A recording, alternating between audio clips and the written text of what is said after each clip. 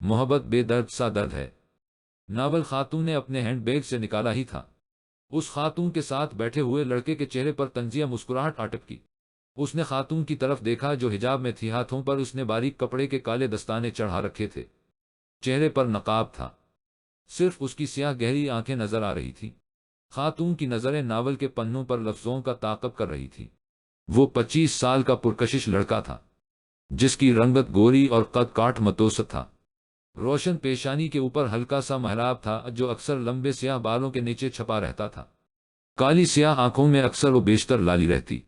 اس لڑکے نے wash room کی طرف جاتے ہوئے بزنس کلاس کے دوسرے مسافروں پر واجبی سی نگاہ ڈالی، جن میں سے کافی سارے لنچ کرنے کے بعد نیند کی آغوش میں تھے۔ اس جہاز نے لندن کے ہیتھرو ایئرپورٹ سے لاہور کے علامہ اقبال انٹرنیشنل ایئرپورٹ کے لیے اڑان بھری تھی۔ وہ لڑکا واپس آ کر اپنی سیٹ پر بیٹھنے لگا تو بیٹھنے سے پہلے اس نے پھر سے ناول پڑھتی ہوئی خاتون کو بغور دیکھا۔ اس خاتون کی عمر 35 کے آس پاس تھی۔ وہ اپنی دھن میں مگن ناول پڑھ رہی تھی۔ وہ نوجوان سونا چاہتا تھا پر اسے ناول پڑھتی ہوئی خاتون کی لائٹ سے الجھن ہو رہی تھی۔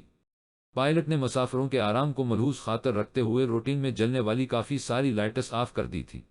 خاتون نے ناول کے اگلے صفحے کو بڑے سلیقے سے پلٹا۔ لڑکے کی نظر اس کے ہاتھوں پر تھی، جس کا اندازہ خاتون کو ہو چکا تھا۔ لڑکے کی بے چینی بھی اس نے بھانپ لی تھی۔ آپ کو میری وجہ سے کوئی پریشانی ہے؟ خاتون نے نفیس آواز کے ساتھ پوچھا تھا۔ خاتون کا لب و لہجہ اور طرز تکلم نہایت عمدہ تھا۔ تھوڑی سی روشنی میں بھی میری نیند اڑ جاتی ہے، لڑکے نے سنجیدگی سے اپنی پریشانی بیان کر دی۔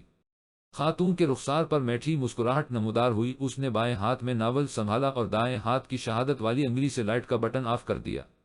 میرے خیال میں تو نیند کا تعلق دل کے سکون سے ہے، دل مطمئن ہو تو کہیں بھی نیند آ جاتی ہے۔ خاتون نے لائٹ آف کرنے کے بعد نوجوان کے چہرے کا جائزہ لیتے ہوئے اپنی رائے دی تھی۔ کسی کے مزاج کا تعلق سکون یا بے سکونی سے نہیں ہوتا۔ میں بڑا مطمئن اور پرسکون ہوں، نوجوان نے بھی خاتون کی طرف بغور دیکھ کر جواب دیا۔ خاتون کے ہونٹوں پر نوجوان کی بات سن کر پھر سے ہلکا سا تبسم آیا تھا۔ میں نے آپ کی بات نہیں کی تھی۔ خیر آپ آرام کرو۔ خاتون نے سیٹ کی پشت کے ساتھ ٹیک لگائی اور کھلی آنکھوں سے اوپر دیکھنے لگی۔ ناول اس نے اپنی گود میں رکھ لیا تھا۔ اس سے پہلے پچھلے 6 گھنٹوں کی مسافت کے دوران ان دونوں نے تعارفی مسکراہٹ کے ساتھ صرف ہائے ہیلو سلام تھینکس اور شکریہ ہی ایک دوسرے سے کہا تھا۔ خاتون کی گود میں پڑے ہوئے ناول نے ایک دفعہ پھر سے نوجوان کی توجہ حاصل کر لی تھی۔ آپ بھی اس طرح کے ناولز پڑھتی ہیں؟ ختم؟ نوجوان نے سونے کی بجائے سوال پوچھ لیا۔ خاتون اس کی آواز پر چونکی اور اس کی طرف دیکھ کر پوچھا، کس طرح کے مطلب میں سمجھی نہیں؟ ختم؟ اب کی بار خاتون کے چہرے پر سنجیدگی تھی۔ ڈائجسٹوں میں قسط وار چھپنے والے ناولز جن کا کوئی مقصد نہیں ہوتا، صرف اور صرف وقت کا ضیاع۔ نوجوان نے 2 ٹوک خود ہی تبصرہ کر دیا۔ آپ نہیں پڑھتے ایسے بے مقصد ناولز؟ ختم؟ خاتون نے سوالیہ نظروں سے پوچھا ہی تھا۔ نوجوان نے ہلکا سا قہقہہ لگا دیا وہ اور زور سے ہنستا اگر اسے دوسرے مسافروں کی نیند کا خیال نہ ہوتا۔ ایک بات تھی، وہ دونوں دھیمے سروں میں اپنی بات کر رہے تھے۔ میں نے تو بازلا کو بھی سختی سے منع کر دیا ہے، خبردار جو ایسے ناولز پڑھے۔ بازلا آپ کی شریک حیات ہے؟ خاتون نے ہولے سے پوچھا۔ میں نے ابھی شادی نہیں کی، نوجوان نے خشک لہجے میں جواب دیا۔ بہن ہے؟ خاتون نے اندازہ لگایا۔ نوجوان نے نفی میں گردن ہلائی اور کہنے لگا، بہن تو نہیں ہے؟ ہاں بہن جیسی ضرور ہے۔ خاتون نے سنا تو ہلکا سا مسکرائی، پھر سے ٹیک لگائی اور اوپر دیکھنے لگی۔ لڑکے نے حجاب کے باوجود اس کی دبی دبی مسکراہٹ دیکھ لی تھی۔ آپ میری بات پر مسکرائی کیوں؟ ختم؟ نوجوان نے کچھ خفگی سے پوچھا۔ گہری نظر ہے، آپ کی پردے کے پیچھے والی مسکراہٹ بھی دیکھ لیتے ہیں۔ یہ میرے سوال کا جواب تو نہ ہے؟ لڑکے کے روکھے لہجے پر خاتون نے اسے دیکھا، پھر سنجیدگی سے کہنے لگی، دیکھو بھائی، رشتے جیسا جیسی کی بیساکھیوں کے سہارے نہیں چل سکتے۔ بہن صرف اور صرف بہن ہوتی ہے، بہن جیسی نہیں ہوتی۔ ہم اکثر کہتے ہیں یہ میری بہن جیسی ہے، وہ خاتون میری ماں جیسی ہے۔ آپ میرے باپ جیسے ہو، تم میرے بیٹے جیسے ہو۔ کبھی کوئی مرد یہ نہیں کہتا۔ میں اس خاتون کو اپنی بیوی جیسا ہی سمجھتا ہوں۔ آپ نے کبھی بھی کسی خاتون کے منہ سے یہ نہیں سنا ہوگا، میں اس مرد کو اپنے شوہر جیسا ہی سمجھتی ہوں۔ اب آپ نے طے کرنا ہے، بازلا آپ کی بہن ہے یا نہیں ہے؟ جیسی کو بیچ میں سے نکال دو۔ ویسے تو میں جلدی ہار نہیں مانتا، بہت ضدی ہوں، پر آپ کی بات دل کو لگی، میں اقرار کرتا ہوں۔ بازلا میری بہن ہے۔ دونوں کے ہونٹوں نے مسکراہٹ کا مزہ لوٹا۔ وہ لڑکا اس ساری گفتگو کے دوران پہلی بار مسکرایا تھا۔ آپ تو فوراً رشتہ بنا لیتی ہیں، آپ کب سے مجھے بھائی کہہ رہی ہیں؟ بھائی مجھے کہاں آتے ہیں رشتے بنانا؟ خاتون نے اپنی گود پر پڑے ہوئے ناول پر ایسے ہاتھ پھیرا جیسے وہ کوئی مقدس چیز ہو اس کی نظر میں۔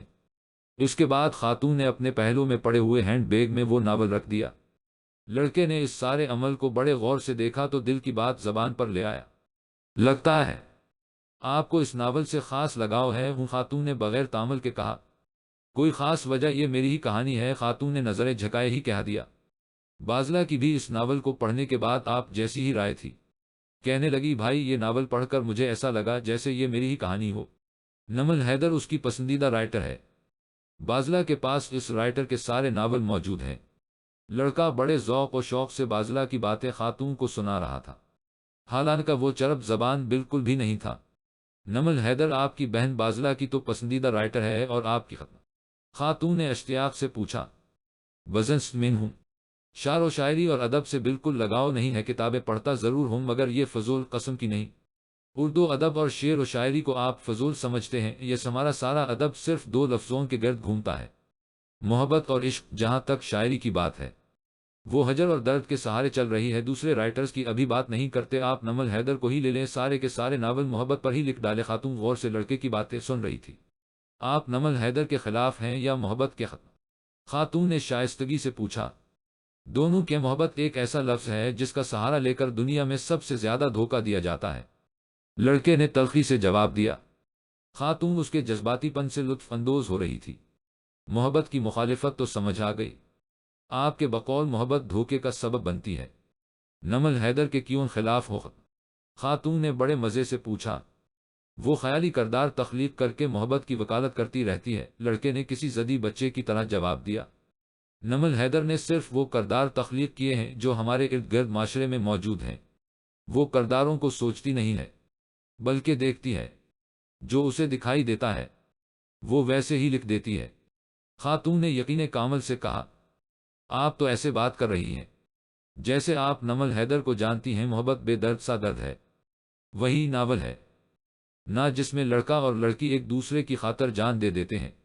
جی ہاں، ختم امپوسیبل اردو میں کیا کہتے ہیں؟ ہاں یاد آیا، عقل سلیم اس بات کو ماننے کے لیے تیار نہیں، یہ بات میری سمجھ سے تو باہر ہے، لڑکا جذباتی انداز میں بولا۔ جو سمجھ میں آ جائے وہ بات کہلاتی ہے، جو نہ آئے اسے محبت کہتے ہیں، خاتون نے کسی دانشور کی طرح جواب دیا۔ وہ کچھ توقف کے بعد دوبارہ گویا ہوئی۔ ماں کی ممتا کو آپ کیسے سمجھ سکتے ہیں؟ ختم؟ اس نے عجیب نظروں سے خاتون کی طرف دیکھا اور کچھ دیر دیکھتا رہا، پھر ایئر ہوسٹس کو بلانے کے لیے بیل بجائی۔ ایئر ہوسٹس آئی، لڑکے نے اس سے پانی منگوایا، وہ پانی لائی، لڑکے نے ایک ہی سانس میں سارا پانی ختم کیا تھا۔ آپ نے جواب نہیں دیا، خاتون نے سوالیہ نظروں سے لڑکے کی طرف دیکھا، وہ گردن جھکائے ہوئے تھا اور اس کی نظریں مڑگشت کر رہی تھی۔ ماں کی ممتا کو چھوڑیں، آپ یہ بتائیں نمل حیدر کو کیسے جانتی ہیں؟ ختم؟ لڑکے نے شعوری طور پر بات گول کر دی تھی۔ خاتون نے جانچتی نظروں سے اس کی طرف دیکھا اور کچھ سوچ میں پڑ گئی، چند لمحوں کے بعد کہنے گی، میرا ماننا ہے کہ رائٹر کی تحریریں اس کی شخصیت کی عکاسی کرتی ہیں، میں نمل حیدر کو اس کی تحریروں کے توسط سے جانتی ہوں۔ معاف کیجیے گا، آپ کی نمل حیدر خود بھی ایک کریکٹر ہی ہیں، لڑکے نے پھر سے اپنی رائے دے دی۔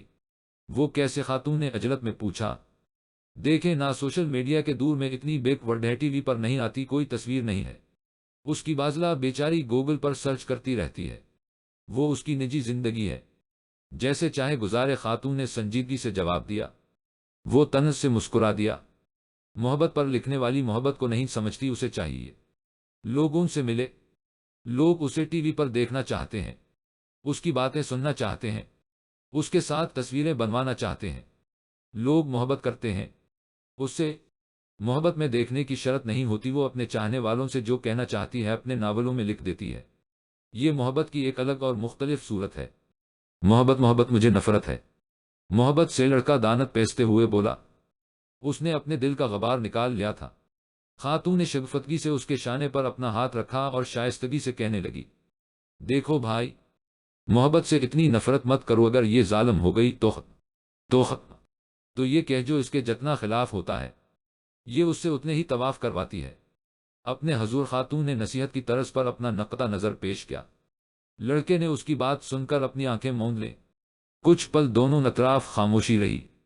ہم بغیر تعارف کے گھنٹہ بھر سے باتیں کیے جا رہے ہیں۔ میں مزمل بیگ ایکسپورٹر ہوں، لیدر بیلٹس اور ٹرک سوٹ کی فرانس، جرمنی اور UK ایکسپورٹ کرتا ہوں، لاہور میں 2 فیکٹریاں ہیں۔ میں نمل حیدر رائٹر ہوں، کئی ناول لکھ چکی ہوں، نمل نے مزمل کے انداز میں ہی خود کا تعارف کروایا۔ مزمل بیگ حیرت میں مبتلا تھا۔ وہ گھنٹہ بھر سے جس خاتون کی مخالفت کر رہا تھا وہ اس کے ساتھ ہی بیٹھی تھی۔ میں آپ سے کچھ کہنا چاہتا ہوں۔ دراصل میرا مطلب، وہ مزمل بیگ نے رک رک کر کہا۔ دیکھو بھائی، آپ کی کوئی بات مجھے بری نہیں لگی، اب میری سنو۔ آپ نے کہا تھا کسی کے مزاج کا تعلق سکون یا بے سکونی سے نہیں ہوتا۔ میں بڑا مطمئن اور پرسکون ہوں، اگر طبیعت میں محبت ہو تو سکون چہرے سے ہی نظر آ جاتا ہے، اسے بتانے کی بھی ضرورت نہیں پڑتی۔ آپ نے یہ بھی کہا تھا کہ نمل حیدر کریکٹر ہے۔ میرا ماننا ہے ہر رائٹر پہلے خود ایک کریکٹر ہوتا ہے، تبھی تو وہ معاشرے میں بکھرے کرداروں کو جلدی پہچان لیتا ہے، کیونکہ وہ اس کے قبیلے ہی سے ہوتے ہیں۔ میں نے آپ کو بھی پہچان لیا ہے، آپ بھی کریکٹر ہیں۔ آپ کی کہانی یقیناً بہت الگ اور مختلف ہوگی، پر ابھی ادھوری ہے۔ آپ محبت اور نفرت کی وادیوں کے درمیان خود کو کھوج رہے ہیں۔ جب آپ محبت کی منزل پا لوگے تو مجھے فون کرنا، تب میں آپ پر بھی ناول لکھوں گی۔ میرے ناول محبت بے درد سا درد ہے کہ کرداروں پر بھی آپ کو اعتراض تھا۔ آپ کے خیال میں وہ کردار خیالی ہیں، حقیقت میں ایسا تھوڑی ہوتا ہے۔ رفعت اور رمیز کو میں نے خود اپنی آنکھوں سے دیکھ کر لکھا تھا، صرف ان کے نام تبدیل کیے تھے، باقی سب کچھ حقیقت ہی تھا۔ نمل حیدر نے بڑے سلیقے سے بات کی تھی۔ مزمل بیگ نے اس کی بات کو پوری توجہ دی۔ نمل حیدر نے اپنے ہینڈ بیگ سے اپنا لیڈیز وائلٹ نکالا، اس میں سے اپنا وزیٹنگ کارڈ نکال کر مزمل بیگ کو تھما دیا، جو اس نے چپ چاپ ہی تھام لیا۔ نمل حیدر سلیقے سے پھر بول پڑی۔ میں آپ کو ڈائجسٹوں میں چھپنے والے درجنوں ناولز کے نام بتا سکتی ہوں جن کو پڑھ کر ہزاروں افراد کی زندگیوں میں تبدیلی آئی ہے۔ جس تحریر کو پڑھ کر بھٹکے ہوئے رستے پر آ جائیں، اسے وقت کا ضیاع کہنا ناانصافی ہی ہوگی۔ آپ نے یہ بھی کہا تھا کہ نمل حیدر محبت کی وکالت کرتی رہتی ہے۔ مزمل بھائی، میں کون ہوتی ہوں محبت کی وکالت کرنے والی؟ محبت تو خود ہی وکیل ہے، اور جس کی وکیل خود محبت ہو وہ خود چھوٹی یہ میں خود کفیل ہو جاتا ہے۔ نمل حیدر نے فصاحت سے ساری بات کی تھی۔ اس وقت مزمل کے رخ روشن پر کئی ساری الجھنوں کا بصیرہ تھا۔ وہ ذہنی طور پر اس وقت محبت اور نفرت کی درمیانی خلیج پر کھڑا تھا۔ نمل حیدر نے اس کے چہرے کے تاثرات دیکھے تو مسکرائی اور میٹھی آواز میں کہنے لگی، مزمل بھائی، آخری بات ماں کا ذکر ہوتے ہی آپ کے چہرے کے خدوخال تبدیل ہو گئے تھے۔ ایسا کیوں تھا؟ میں یہ تو نہیں پوچھوں گی، آپ کا نجی معاملہ ہے۔ چند دن پہلے ایک نئے رائٹر کا ناول پڑھنے کا موقع ملا، اس نے ایک لائن بڑی اچھی لکھی تھی، ماں جیسی بھی ہو جنت میں موسیٰ کا پڑوسی بنا دیتی ہے، حسین اتفاق ہے۔ آپ کا نام میم سے شروع ہوتا ہے، ماں اور محبت بھی میم سے ہی ہیں۔ مجھ سے ایک دفعہ ایک فین نے ای میل کے ذریعے پوچھا، نمل آپ ہی محبت کا مطلب تو بتائیں۔ میں چند دن سوچتی رہی، پھر مجھے جواب مل گیا، محبت کا مطلب ہے ماں، اور ماں کا مطلب ہے محبت۔ انشاءاللہ تھوڑی دیر میں ہم لاہور کے علامہ اقبال انٹرنیشنل ایئرپورٹ پر اترنے والے ہیں۔